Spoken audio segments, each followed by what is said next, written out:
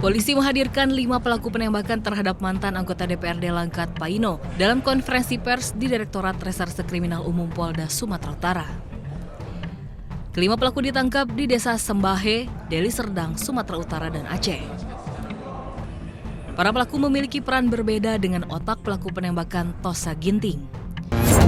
Penyidik Satreskrim Polres Metro Jakarta Selatan akhirnya menetapkan pengemudi Fortuner hitam berinisial GR atau Giorgio Ramadan sebagai tersangka dan langsung ditahan. Penetapan status tersangka dilakukan setelah polisi mengantongi 2 alat bukti dan juga melakukan gelar perkara. Menurut Kapolres Metro Jakarta Selatan, Kombes Pol Ade Arisyam, tersangka akan dijerat dengan pasal berlapis tentang penyerangan dan pengancaman. Vonis mati terhadap Ferdi Sambo disambut sorak pengunjung, namun tidak bagi terdakwa Ferdi Sambo. Ia dinyatakan bersalah dalam pembunuhan berencana Brigadir Yosua dan merusak sistem elektronik untuk merintangi penyidikan. Vonis mati dari Hakim Pengadilan Negeri Jakarta Selatan ini lebih berat dari tuntutan jaksa seumur hidup karena sejumlah hal yang memberatkan dan tidak ada satupun yang meringankan.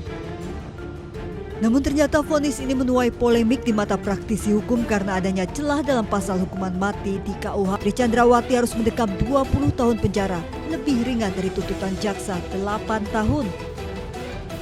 Hakim menilai pembunuhan Yosua terjadi akibat cerita yang disampaikan Putri Chandrawati kepada Ferdi Sambo dan tidak ada alasan pemaaf bagi terdakwa. Terdakwa Kuatmaruf, sopir pribadi sekaligus ART Ferdi Sambo divonis 15 tahun penjara. Vonis hakim ini lebih berat dari tuntutan jaksa penuntut umum yakni 8 tahun penjara. Menurut hakim, Kuatmaruf dinilai terbukti secara sah turut serta dalam pembunuhan berencana Brigadir Joshua bersama 4 terdakwa lainnya. Usai mendengar vonis tersebut, Kuatmaruf terlihat tegar dan bersikap tenang tanpa menyalami hakim, langsung menyampiri pengacaranya. Kuat dinyatakan bersalah melanggar pasal 340 KUHP junto pasal 55 ayat 1 ke 1 KUHP.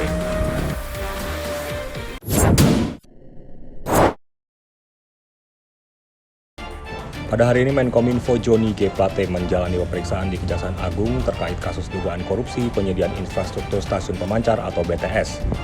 Menteri Komunikasi dan Informatika ini tiba di Kejaksaan Agung pada pukul 08.45 waktu Indonesia Barat. Setibanya di Komplek Kejagung, Johnny Plate langsung masuk ke dalam gedung Pundar Jampitsus dengan penjagaan yang cukup ketat. Pemanggilan menteri tersebut merupakan pemanggilan yang kedua oleh Kejaksaan Agung setelah sebelumnya dilakukan pemanggilan yang pertama pada 9 Februari yang lalu yang bersangkutan tidak bisa hadir.